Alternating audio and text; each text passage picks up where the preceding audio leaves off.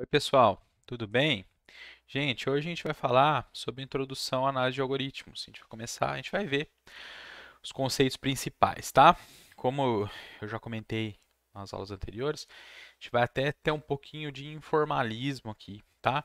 Não vou seguir rigorosamente as definições, porque eu acho que não encaixa muito bem com o curso de tecnologia, tá? Porque a ideia é que vocês terem uma visão geral do que é a análise de algoritmos e conseguir, de certa forma, olhar para um algoritmo e perceber e notar, né, ver as características dele, principalmente do ponto de vista de tempo, quanto tempo que ele demora para executar, dado uma carga de dados, né? Então, quando a gente está estudando análise de algoritmos, a gente tem algumas perguntas em mente, né? Quanto tempo que eu teria a resposta de um algoritmo quando eu começar a executar ele em um determinado conjunto de dados? Por que o meu programa está tão lento? Será que eu posso melhorar alguma coisa ali? Quanto tempo de memória eu vou quanto de memória eu vou precisar? Consigo executar esse algoritmo com muitos dados? Se eu comprar um computador duas vezes mais rápido, teria a resposta em tempo hábil? Vale a pena comprar mais memória? Em uma aplicação prática, terei 10 vezes mais dados. Esse algoritmo será útil? Então, tudo isso, pessoal, são coisas que são perguntas que vão aparecer aí durante a nossa aula e que a gente vai ver que algumas delas, dependendo da situação, dependendo do algoritmo, não basta comprar um computador mais rápido, que o computador mais rápido ele não vai conseguir resolver aquele problema da forma que ele está implementado, de forma mais eficiente, né? Então aqui tem uma citação do Donald Knuth. Donald Knuth é um cientista da computação, matemático, cientista da computação muito famoso. Ele escreveu uma obra, né? Está escrevendo até hoje, né? Começou acho que na década de 70, que chama A Arte da Programação de Computadores, né? The Art of Computer Programming. Então tem aqui uma citação dele sobre a análise de algoritmos e ele frisa, né, que a análise de algoritmos, a ideia, né, quem está analisando algoritmos, vai perceber que existe aí está preocupado, né, com que o problema seja resolvido de forma mais rápida e de forma mais econômica. Mais rápido em relação ao processamento, mais econômico em relação ao uso menor de memória. E também a gente pode pensar nessa economia em uso de processador também, né? Diminui o uso de processador, você diminui o uso do processador, você diminui a quantidade de energia que ele precisa usar, né? Então, impacta em consumo de energia também, tá? Bem, o que é a análise de algoritmos, né? A análise de algoritmo é o processo de entender o comportamento de um algoritmo em função da carga de dados que deve ser processada. Essa carga pode ser realmente unidades, né, elementos que precisam ser processados, ou então um valor que vai dar aí a entrada para o algoritmo para ele processar, por exemplo, o termo de uma série de Fibonacci, por exemplo. Um exemplo simples que a gente já conhece, né? Quando se analisa algoritmos, se avalia dois tipos de custo. Um em relação a tempo, um em relação a espaço, que eu já comentei agora há pouco. Tempo é o tempo de processamento e espaço é o espaço em memória, seja principal ou auxiliar, que vai precisar ser utilizado. Tá? Normalmente a gente estuda o aspecto do tempo, mas vai aparecer algumas coisas de espaço também quando a gente estiver trabalhando com grafos, porque na disciplina inteira agora, depois dessa aula de análise, a gente vai recuperar esses conceitos quando a gente estiver falando das estruturas de dados e de outros algoritmos que a gente vai estar estudando, tá bom? A gente vai estudar. Vai estar estudando é feio, né? Usar gerúndio é feio, né? Então, na análise de algoritmos, dados dois ou mais algoritmos que resolvem o mesmo problema, determinar qual é o menor ou qual é o melhor ou o pior, dependendo da carga de dados. Importante também notar que o que está dizendo aqui no segundo parágrafo é que a quantidade de dados é relevante e como esses dados estão organizados também é relevante, tá? Então, a quantidade de dados vai impactar quanto mais o algoritmo vai precisar trabalhar e como os dados estão vai impactar, às vezes, dependendo do algoritmo, em quanto mais ou menos de trabalho que vai precisar ser feito, tá? Dentro da análise de algoritmos, tem a ideia de complexidade de algoritmos. E o que é determinar a complexidade, né? É o processo de avaliação dos comandos dos algoritmos com o objetivo de estimar seu tempo de execução em função da carga de dados ou o espaço utilizado em função da carga de dados. A carga de dados é o tamanho do problema. Esse é um termo que a gente vai usar bastante a partir de agora, né? Tamanho do problema. Então, exemplos, né? O tamanho de um array é o tamanho de um problema, de um algoritmo que precisa processar um array.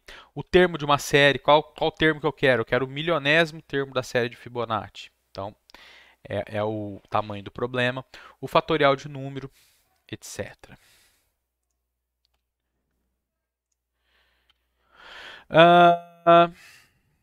Já comentei isso aqui, né? Então, não só a quantidade, mas também o estado.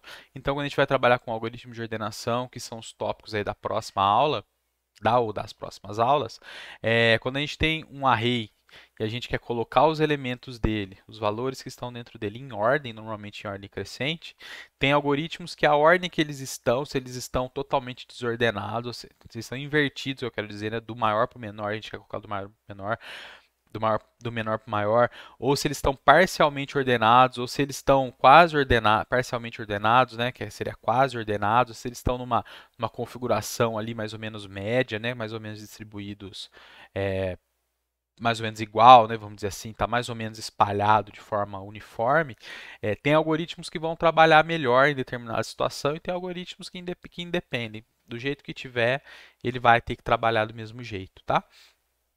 O algoritmo termo de série, normalmente a gente não precisa. Então, o algoritmo do cálculo fatorial não depende do estado, mas o algoritmo de ordenação dependem. Alguns algoritmos, né? Não todos. Quando a gente está falando de análise de algoritmos, a gente vai avaliar, normalmente, três situações, né? Situação favorável, desfavorável ou ordinária. Favorável é o melhor caso. Ou seja, o algoritmo precisa processar uma massa de dados e eu tenho um comportamento favorável ou do melhor caso quando aquilo ali está numa situação que o algoritmo vai ter que trabalhar menos. É a menor quantidade de trabalho que o algoritmo vai ter que executar. De forma contrária, a gente tem o pior caso. No pior caso, quanto com o algoritmo demora para executar? Vamos dar um exemplo. Imagina um algoritmo de busca sequencial. Se por algum motivo existe uma tendência de que o valor que a gente está buscando sempre está mais ou menos no início da estrutura que está sendo percorrida, no array, né? Então a gente tem um caso favorável, porque a gente está achando esse valor ali no começo. E o contrário desfavorável. Eu estou buscando valores que não existem dentro do array. Sempre estou buscando valores que não existem. Eu vou ter que percorrer o array inteiro para procurar. Isso num algoritmo de busca sequencial, né? E ordinário é o caso normal ou caso médio. A gente, pessoal, vai focar normalmente no desfavorável, porque a gente quer sempre saber qual que é o pior caso, quanto que esse algoritmo vai demorar no máximo para executar. Tá bom? Então, exemplo, busca sequencial de um valor em um array que não contém valores repetidos. Foi exatamente o que eu acabei de fazer, né? Se houver alguma tendência do número pesquisado ficar no início do array, o algoritmo executará de forma mais rápida, ou seja, o melhor caso. Então, a busca sequencial, a gente já viu esse algoritmo, né? Passa um array, passa o valor que quer buscar, ou a chave, né? Percorre o array do primeiro elemento até o último, verifica se o valor é igual ao valor da posição que está no momento. Se tiver, retorna true. Se percorreu o array todo e não encontrou ninguém, retorna falso. Se o valor pesquisado não existir no array ou houver tendência do valor ficar no fim do array, o algoritmo executará de forma mais lenta, ou seja, o pior caso. Eu já comentei, né? Essas duas coisas eu acabei de falar. E se não houver essa tendência, o algoritmo percorrerá em média a metade dos itens do array, ou seja, o caso médio. Então, se os valores estão mais ou menos ali distribuídos de forma uniforme, os valores que eu estou buscando, eles se encontram ali dentro de alguma forma, a gente pode ser que a gente tenha um caso médio, a gente vai percorrer na média metade do array. Tá certo? Então aqui tem um gráfico da distribuição normal, né? Vocês devem já ter visto. Acho que vocês estão tendo probabilidade estatística esse semestre, né? Então aqui essa letra mi minúscula aqui é a média, né? Então, se a gente fosse pensar, né, no caso das pesquisas, né, na busca sequencial, se a gente tiver essa situação, na média, a média de buscas que eu fizer, eu tenho essa situação aqui. Bem, a média dos valores, né? Dos valores que eu estou buscando, né? O que eu estou querendo dizer é o seguinte: por exemplo, pesquisei 1 milhão de vezes. Na média daquele conjunto ali, eu vou cair aqui. Em 34% a menos ou a mais aqui, ou seja, eu estou buscando valores que eu não vou encontrar, eu vou ter aqui do lado como que chama aqui mesmo? O desvio padrão. Menos um desvio padrão para a esquerda, mais um desvio padrão para a direita. Então, ou seja, aqui dentro, orbitando aqui a média, eu tenho mais ou menos 68,2% das minhas consultas, elas caíram nessa situação.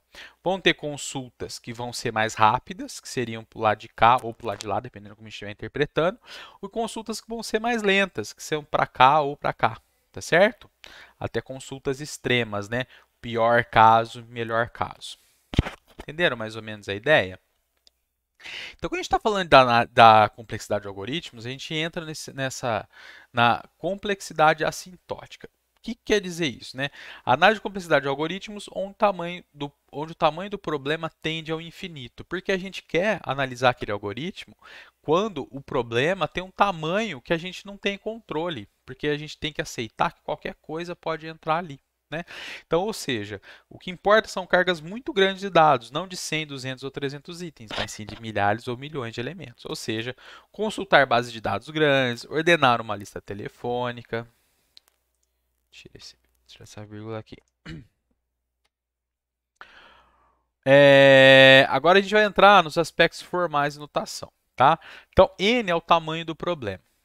É o valor que o tempo de execução demora. A gente está falando, lembra que é o aspecto do tempo? Então, a gente vai estar o tempo que o nosso algoritmo vai demorar para executar, ele vai estar associado a esse n.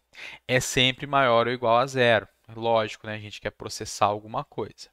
Exemplos: tamanho do array, fatorial de um número, quantidade de nós de uma árvore, binária, etc. T de n, função t maiúsculo, tá? T que recebe como parâmetro o n, que tem o argumento n. Função que reflete o tempo de execução, que tem o parâmetro n, perdão. Função que reflete o tempo de execução de um algoritmo de carga n. É sempre positiva, é lógico, a gente sempre vai gastar tempo, né? Então não tem como ser negativa. E a avaliação que a gente vai fazer, que é a avaliação das características de n, que é a análise de complexidade de algoritmo, que a gente vai usar as notações de complexidade assintótica para dizer qual que é o crescimento do algoritmo. E quais são as três notações principais, né? É a notação O, que é chamada de Big O em inglês, tá? Mas esse O aqui, na verdade, é a letra grega ômicron. Representa o conjunto de funções que limita superiormente o comportamento de um algoritmo. A gente vai ver um exemplo, tá? Notação ômega, tudo maiúsculo, tá? O maiúsculo, Big O ou ômicron. Ômega maiúsculo e teta maiúscula. Ômega representa o conjunto de funções que limita inferiormente o comportamento de um algoritmo. E notação θ representa o conjunto de funções que limita tanto superiormente quanto inferiormente o comportamento de um algoritmo. O que a gente vai ver é a notação O. A gente nem vai ver as outras, tá certo? Porque é a que vai ser a mais importante para a gente. Normalmente, quando a gente vê a análise de algoritmos no pior caso, a gente vai ver muito notação O e vai ver a notação θ também, tá? Quando o algoritmo tiver limitante superior e inferior igual, ou que tem a mesma ordem de crescimento, né? Então, a notação de complexidade O, ela representa as características globais sobre o comportamento de um algoritmo, neste caso, o limite superior.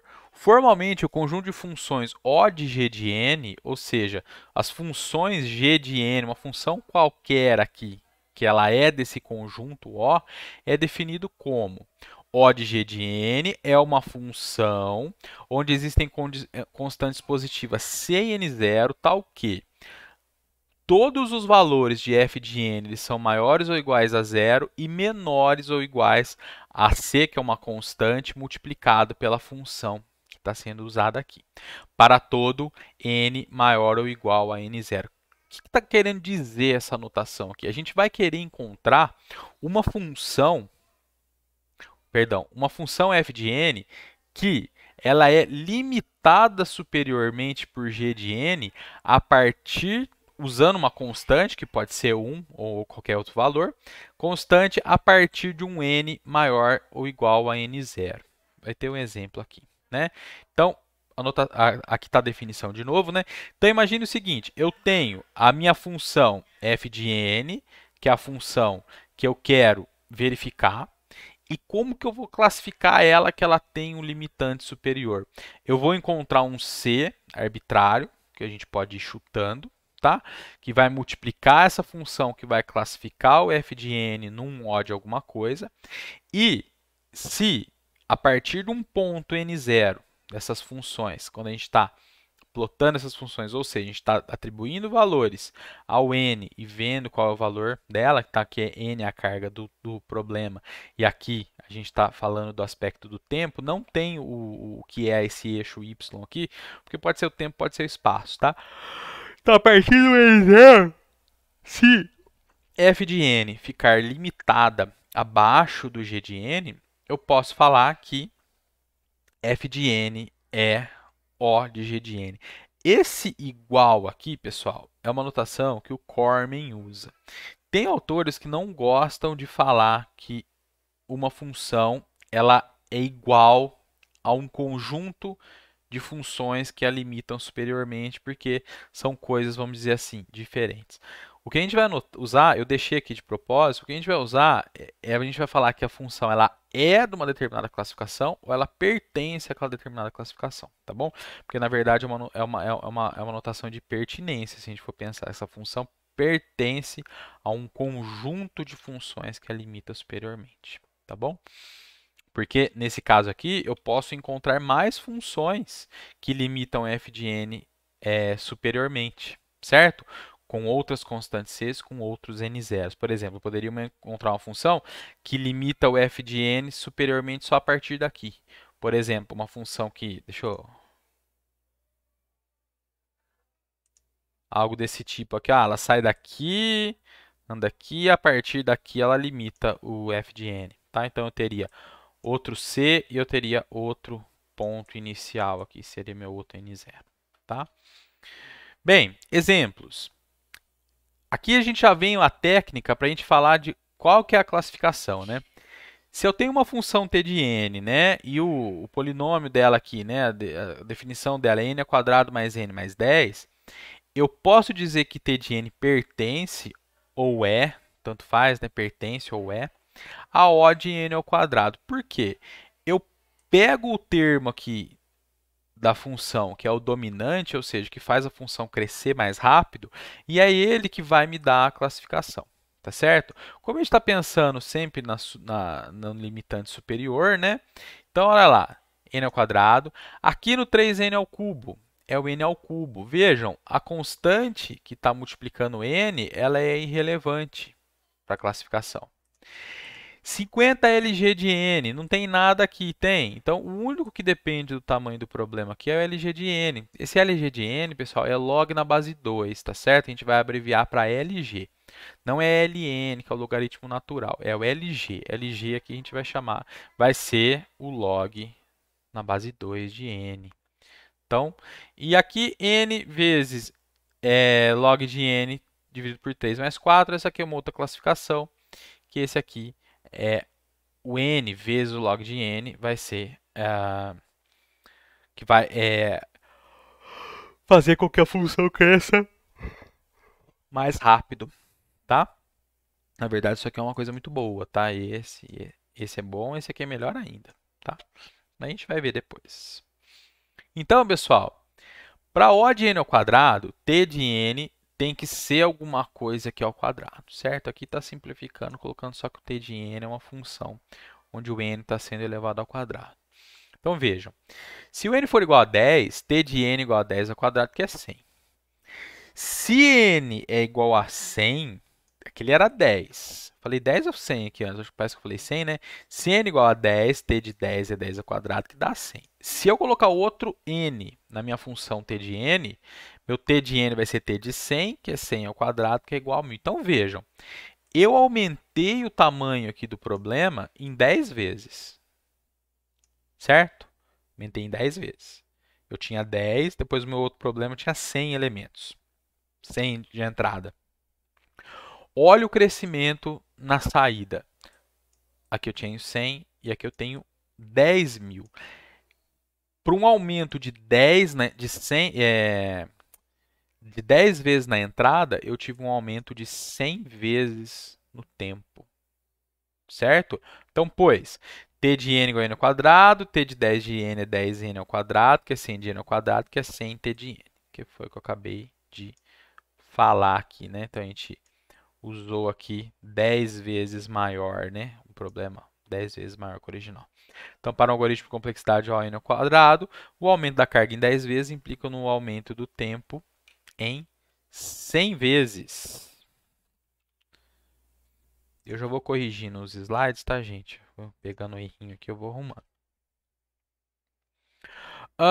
Então, né, recapitulando aqui, né, a nossa definição, né, t de n pertence a O de g de n se somente se a função for limitada superiormente por uma função g de n multiplicada por uma constante para todos os valores de n que são maiores ou iguais a n0, com c e n0 positivos e arbitrários, qualquer valor.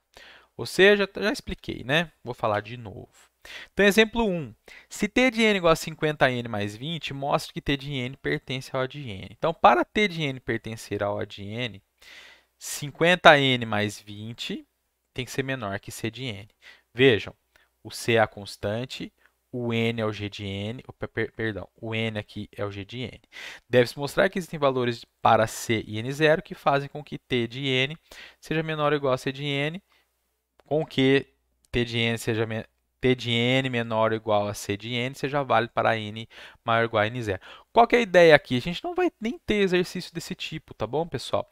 Mas a ideia é encontrar um ponto. A gente plota as duas, a gente plota a função que a gente quer descobrir, que a gente quer classificar, que é a que está em vermelho, e aí a gente vai pensando e vai chutando, entre aspas, valores de c e de n0 para dizer, ó, a partir desse ponto, essa função ela é limitada superiormente pela outra. Então, aqui no caso, a gente tem o 51n, que seria o c igual a 51, multiplicando o n, que é o que a gente quer ver se é limitado superiormente, e o n0 é 20, maior ou igual a 20. Então, a partir do ponto, a partir de 20, a partir de n20, essa função aqui limita superiormente a nossa função. Bem, se essa função que tem esse g de n aqui limita essa aqui superiormente, quer dizer que essa função ela é O de n. Essa aqui é a ideia, tá bom? Então, aqui tem o resumo. Agora vem uma quadrática, né? A ideia é a mesma, né? A gente tem que encontrar um c, encontrar um n0. Então, a gente tem as duas funções aqui. Em vermelho é a que a gente quer descobrir, é a nossa. Em verde é a que limita ela superiormente, que também é quadrática. Então, a partir do ponto n maior que 4. Deixa eu ver isso aqui, pessoal. Isso aqui é uma equação. Às vezes escapa as notações, né? Equação.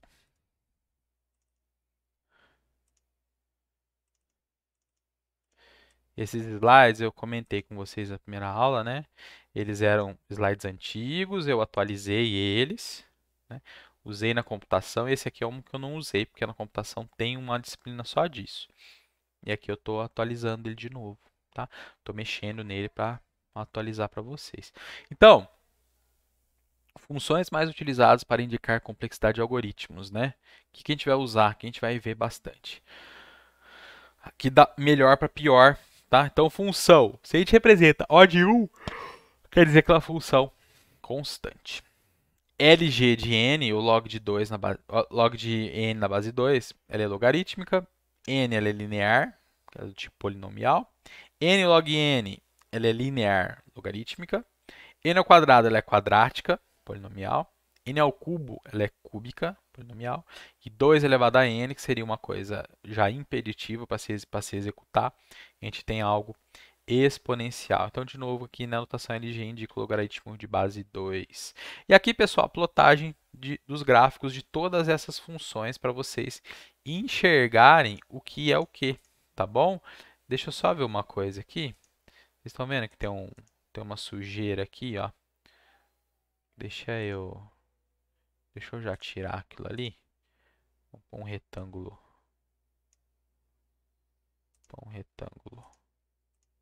branco aqui em cima. Aí sai. Vai ter que repetir embaixo. Tudo bem. Deixa eu fazer em todos. Porque o material fica redondinho para vocês, né?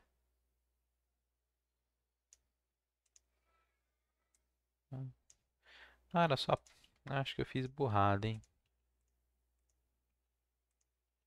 Aí, só limpar.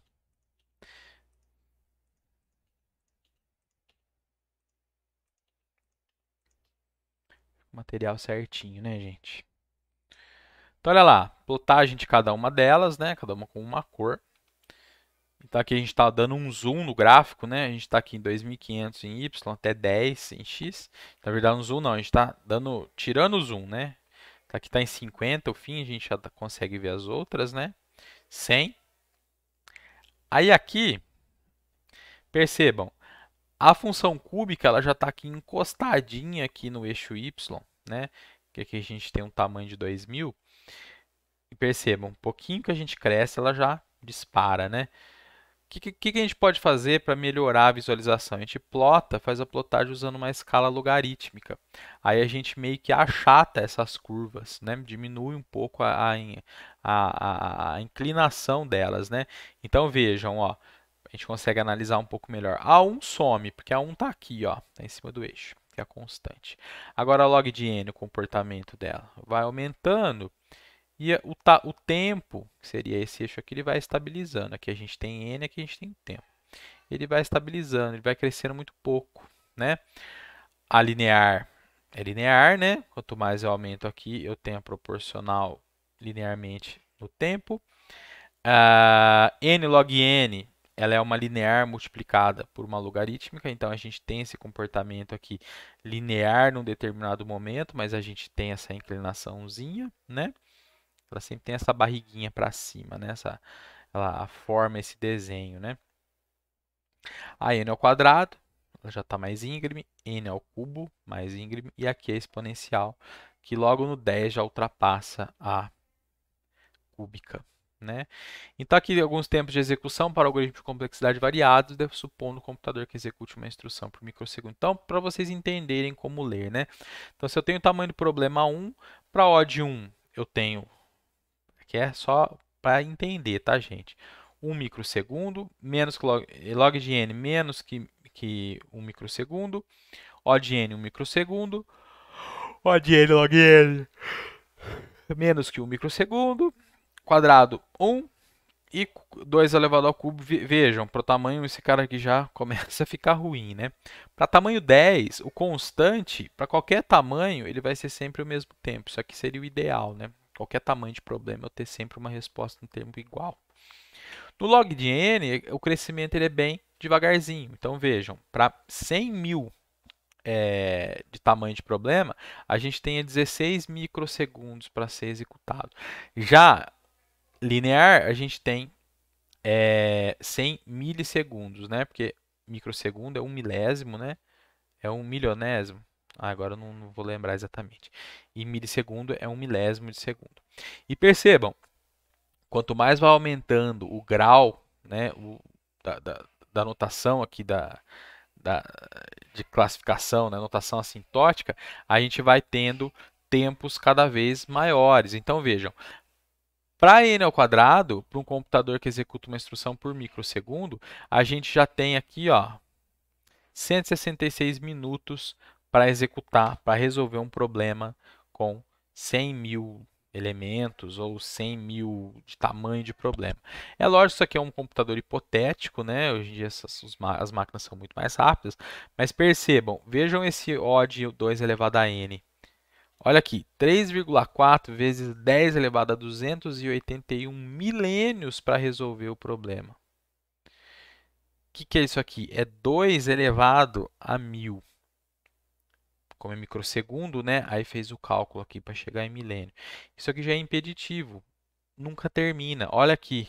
Aproximadamente infinito, aproximadamente infinito, aproximadamente infinito. Então, se eu tenho um algoritmo que resolve um determinado problema, esse algoritmo tem esse comportamento aqui exponencial, e eu tenho um, sei lá, quadrático, executar no quadrático é muito melhor, tá bom? Olha lá, porque ele pelo menos termina, né, com um tamanho relativamente um pouco maior de problema. Aqui seria uma tabela para enxergar se comprando um computador mais rápido, tendo um processador mais rápido, a gente consegue resolver mais problemas, né? Então aqui a gente tem as funções, aqui o tamanho do problema sempre o mesmo, e os algoritmos para resolver aquele problema. Um que tem crescimento linear, um quadrático, um cúbico, um quíntuplo e um exponencial. Se eu comprar um computador 100 vezes mais rápido, quantos problemas K eu consigo resolver no mesmo tempo que eu resolvo esse aqui? Eu consigo resolver 100K. Quadrado, 10. Cúbico, 4,6. A quinta, 2,5. Falei quíntupla, né? Agora há pouco, né? E 2 elevado a n é K mais 6,6. Então, uma instância do K mais 6,6 aqui de alguma coisa, de alguma fração do K, né? Vejam, 1000 vezes mais rápido, eu consigo resolver 1000K no mesmo tempo. 1 bilhão de vezes mais rápido, eu consigo resolver 1 bilhão de instâncias do K. Enquanto os outros a gente vai perdendo aí performance, certo? Então vejam, qual que é a ideia? Não adianta eu comprar, eu ter um computador mais rápido, nem que seja um computador quântico, se o meu algoritmo não for bom, tá certo? O computador quântico, pessoal, que está um pouco na moda aí, né? Que ele usa a física, teorias, né, da física quântica. Eu não sou especialista nisso, pelo amor de Deus, não sei praticamente nada, né?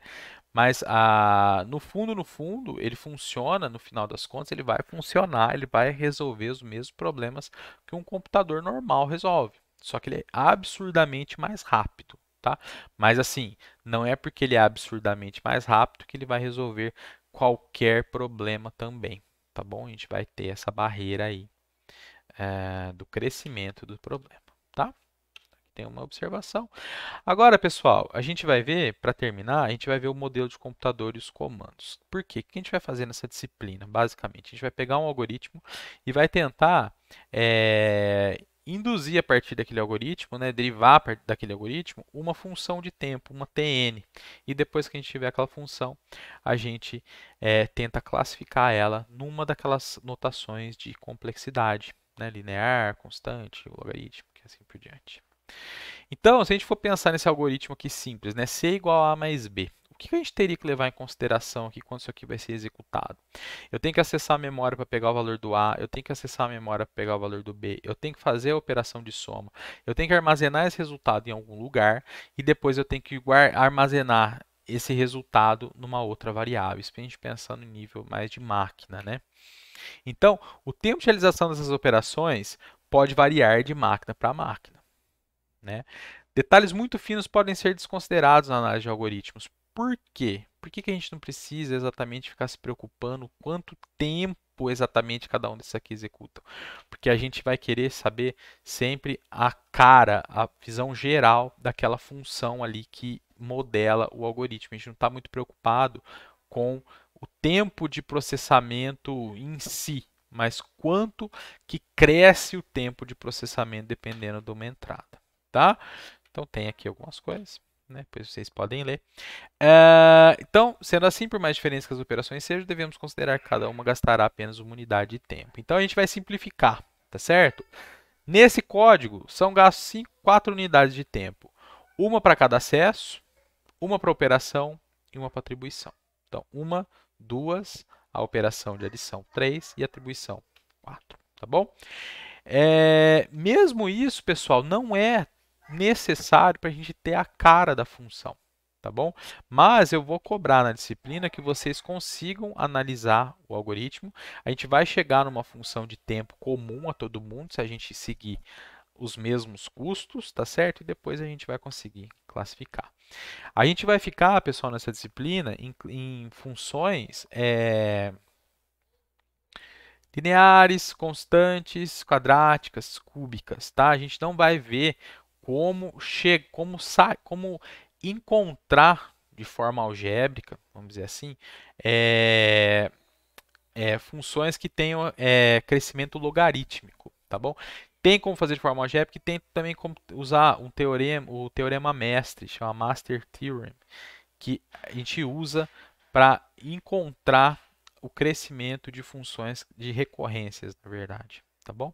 São funções que têm essa cara, que vão ter normalmente uma cara recursiva, né? Ou que elas vão dividir o problema a cada execução, tá bom? Só que a gente não vai ficar focando nisso não, tá bom? Então, Para definir T de N, quando a gente tiver um pouquinho mais de experiência, batendo o olho no código, no algoritmo, a gente já vai saber mais ou menos o que ele representa. Então, o que é importante? O tempo é constante? O que é o tempo constante? Normalmente, se não tiver repetição. Tem repetições? Sim. Se a repetição depende de n? Sim. Então, a ordem do polinômio do t de n ela vai ser dependente da profundidade ou um aninhamento de estruturas de repetição. A gente vai ver isso depois. Independente de n, aí ela não contribui para o grau do n. Divisão e conquista, aí aqui cai, no caso das recorrências, né? No caso do teorema mestre, que a gente não vai ver, tá? Que é coisa, assunto pessoal da computação. Três competições são as estruturas, são três principais estruturas que influenciam no consumo de tempo. Quanto mais estruturas de repetição uma dentro da outra que dependem do tamanho do problema tiver, mais o grau do polinômio aumenta. Então vamos pegar um exemplo aqui, o nosso exemplo de somatório que a gente viu na aula passada, né? O somatório linear aqui, né? Foi exatamente isso aqui que a gente fez, né? Só não tinha o público estético aqui, né? Então, vamos analisar esse método, essa função. A gente não vai se preocupar nem com o cabeçalho dela aqui, com a assinatura, tá certo? Nem com a chave aqui do final. A gente vai se preocupar com o miolo dela. Qual que é a primeira passada que a gente vai dar no código? A gente vai a gente vai contar o tempo que cada instrução demora para executar. Então, nesse caso, depois vai ter uma tabela, quando a gente for fazer lista de exercícios, uma tabela não, uma lista falando cada um. Aqui é uma atribuição simples, uma declaração de variável com inicialização. Isso aqui a gente sempre vai dar o valor uma unidade de tempo. E se o t é qualquer unidade de tempo, tá? Não importa para a gente saber qual unidade que é. No for, a gente tem que saber como que o for funciona. Ele executa primeiro a inicialização, depois o teste, roda o corpo, o incremento e vem o teste de novo e fica fazendo isso aqui. Isso aqui roda uma vez só, né? Mas a gente não está pensando na quantidade, mas a gente está pensando em cada uma de forma isolada. Aqui a gente tem uma declaração com inicialização, que demora 1. Aqui a gente tem um acesso e uma operação relacional. Então, são três coisas, três unidades de tempo. Aqui a gente vai considerar que o incremento e decremento são operações atômicas, então a gente vai falar que é uma unidade de tempo também. E aqui o acesso e a atribuição com soma, aqui que a gente vai também simplificar. Uma para o acesso e uma para a operação ou atribuição. Se for uma atribuição aqui simples, também vai demorar 2. Tá bom? E o return soma, que a gente vai considerar só o acesso ao soma com o retorno já automático. Fazendo isso, a gente tem que verificar agora quantas vezes cada uma dessas instruções, cada uma desses pedacinhos aqui que demoram um determinado tempo que a gente já conseguiu encontrar, quantas vezes cada um desses executa. Quando esse algoritmo rodar, essa linha da soma executa uma vez só. Quando entrar no for, esse cara aqui executa uma vez só. Depois, esse aqui vai executar quantas vezes? Aí aqui que é o principal problema, aí, vamos dizer assim, quando a gente está estudando isso, a maior dificuldade, vamos dizer assim. Bem, se para o meu somatório eu tenho um n igual a 5, quantas vezes essa instrução aqui vai executar? O meu i está começando em 1. Né? Então, olha só, o meu n é 5. Então, e vai fazer alguma coisa, o i vai incrementar.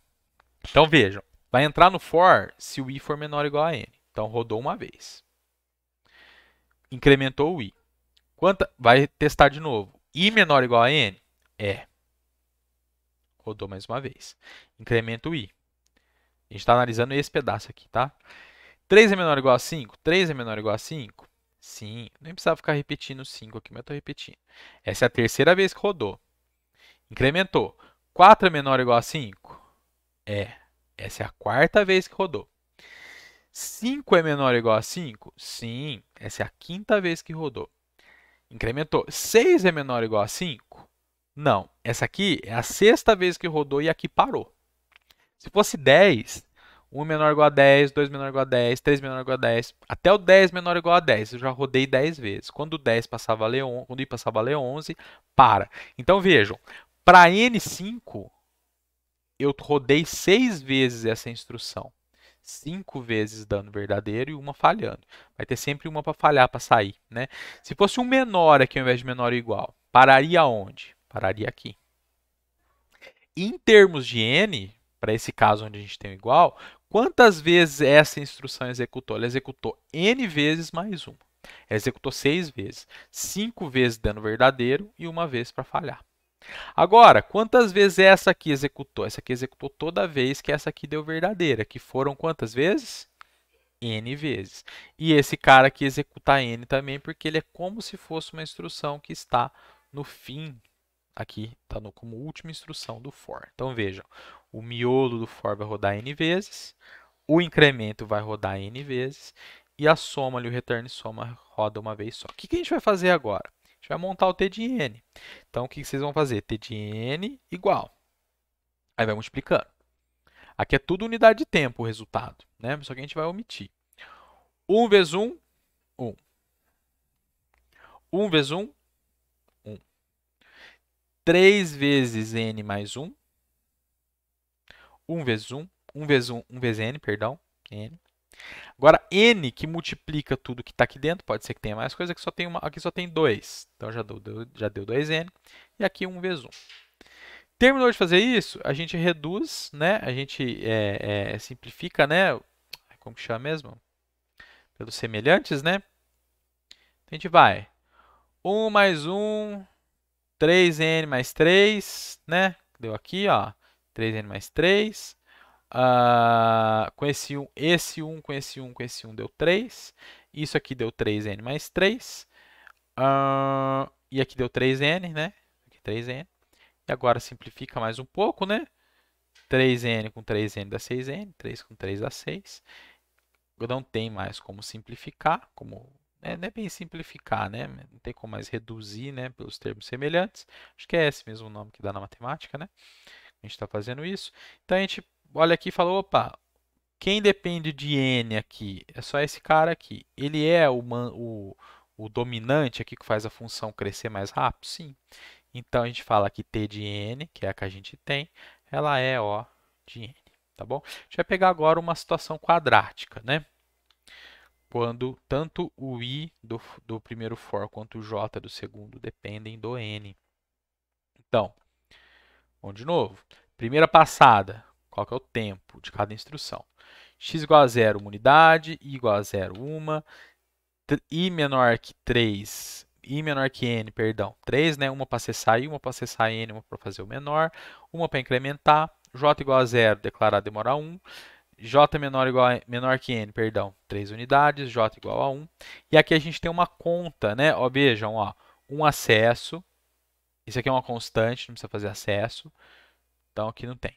Então, ó, 1 aqui, 2 aqui, essa operação 3, essa operação 4. Então, 1, 2 acessos com 2 operações, deu 4, mais uma operação 5, mais a atribuição com conta, aqui com o sei conta, 6 unidades de tempo. Isso aqui demora para executar, só contando. Então, 6 unidades de tempo. E o return x lá no fim, 1 unidade. E agora a gente passa de novo, contando quantas vezes cada uma executa. X igual a 0 roda uma vez só. A inicialização do i, uma vez só. Agora vejam, se eu tenho um n igual a 3 aqui, o meu i começa em 0.